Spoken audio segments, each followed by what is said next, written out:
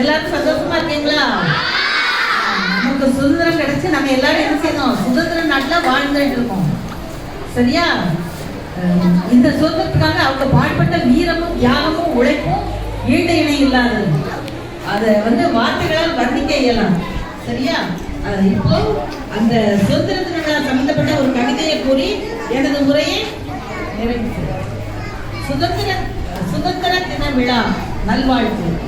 சுதந்திர தின விழாவை கொண்டாடிடுவோமே, சுகமுடனே ஆடி பாடி மகிழ்ந்திடுவோமே, தீரமுடன் போராடிய வீரர் தியாகம் போற்றிடுவோமே, தினம் தினமும் அவர்கள் புகழ் பரப்பிடுவோமே, வதைப்பட்டு துயர்பட்ட அவர்கள் வலி உணர்த்திடுவோமே, வளமாக நாம் வாழ வழி தந்ததை நினைத்திடுவோமே, மன வலிமையுடன் போராடிய தியாகிகள் துன்பம் அறிந்திடுவோமே, மாண்புடனே தியாகசீலர்கள் நினைவை போற்றுவோமே, பெண்கள் பட்ட துயரம் உழைப்பு வேதனைகளை புரிந்திடுவோமே, பெரும் நன்றியுடன் அவர் தம் தியாகங்களை உணர்ந்திடுவோமே, பொதுநலம் பேணி சுயநலம் மறப்போம், தியாகம் போற்றி வீரம் நினைப்போம், பொறுப்பினை உணர்ந்து கடமைகள் செய்வோம், ஒற்றுமை பேணி உயர்வாழ்வு பெறுவோம்.